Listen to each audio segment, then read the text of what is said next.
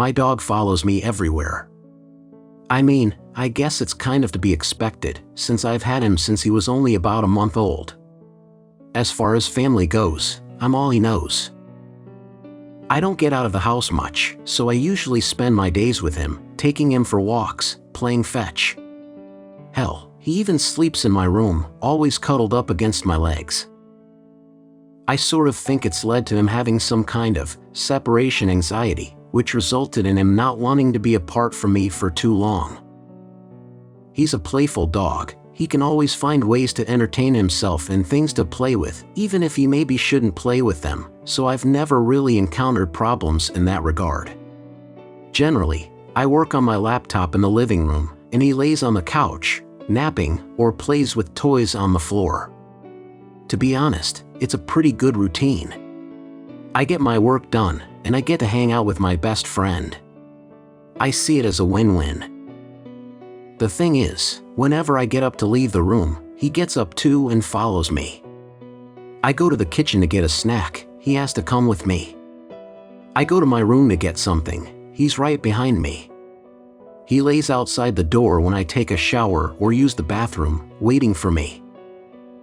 I've tried to teach him a command called place, which basically just tells him to stay in his bed and wait for me no matter where I go, and it sort of worked, but if I ever left the room he was in, he would bark and whine so loudly and so pitifully I just couldn't take it anymore and let him up to follow me around again.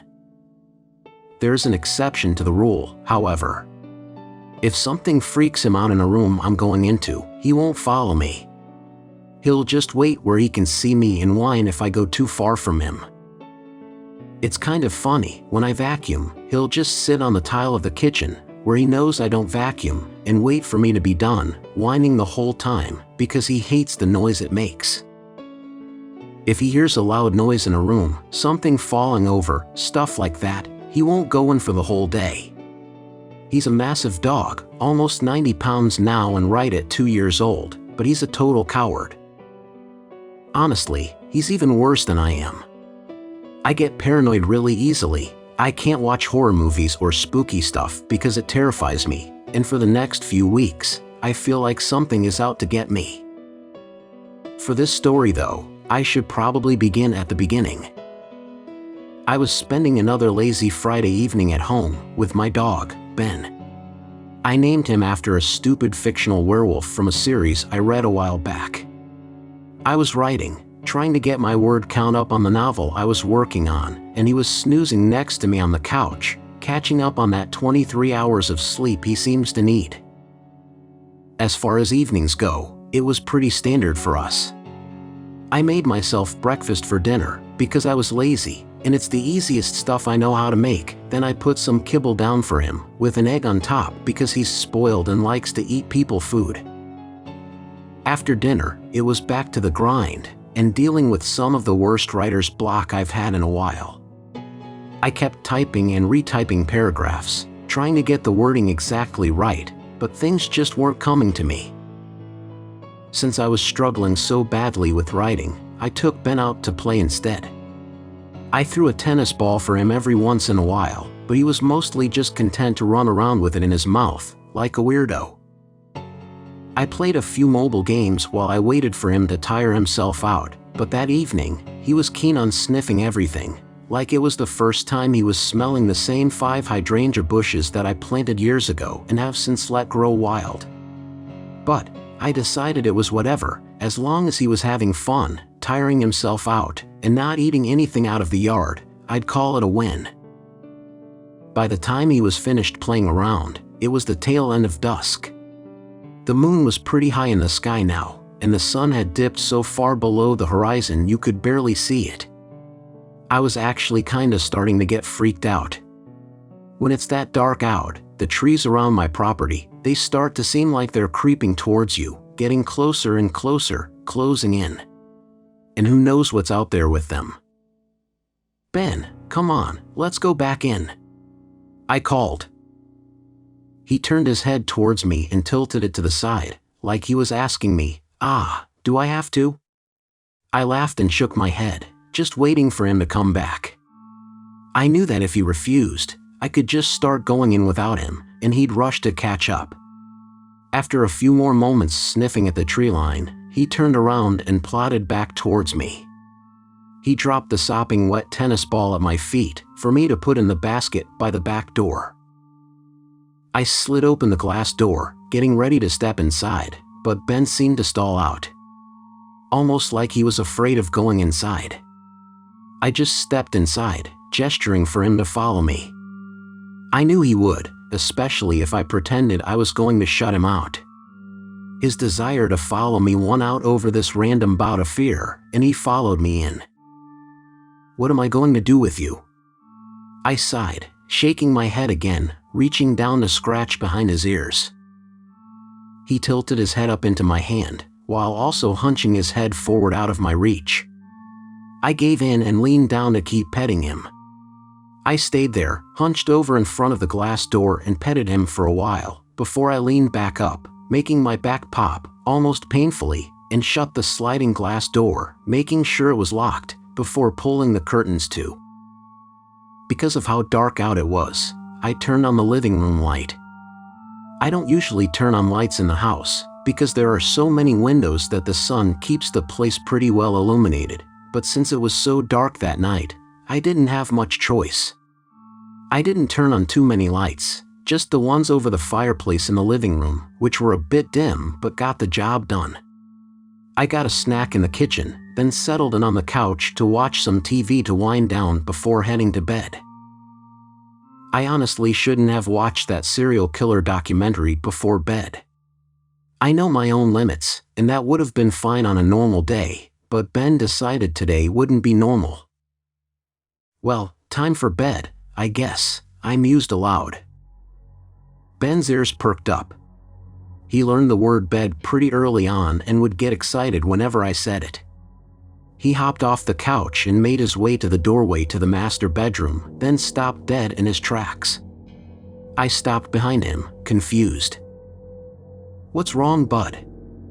I asked, like he could answer. As if in response, he raised his hackles. My breathing started to quicken as I stared into the inky blackness of the bedroom. I squinted like that would make things any clearer. I felt like I saw the shadows moving, swaying around the room. My fingers found Ben's collar to ground myself. I backed away from the bedroom, keeping my eyes on it. I felt like if I didn't, something terrible would happen. I slept in the guest room that night, with the door closed and locked. At the time, I thought that it was just my imagination, but now, I'm pretty sure it was real. As I tried to go to sleep that night, I thought I heard footsteps and heavy breathing outside the door. The next morning, I grabbed a flashlight and a tin bat because I was freaked out. I went to the bedroom, Ben at my heels. I thought it was a good sign when he easily walked into the bedroom and hopped up onto the bed.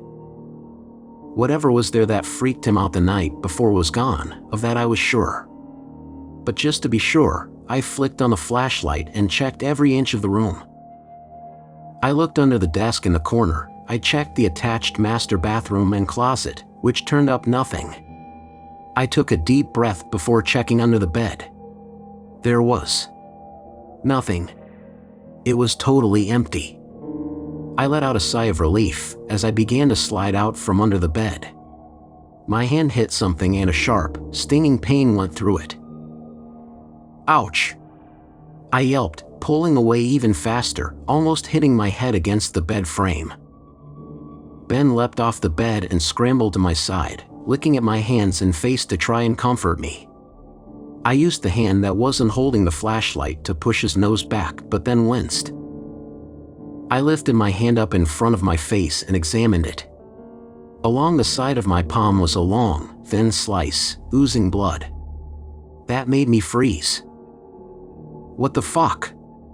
I muttered, flicking the flashlight back on and looking under the bed.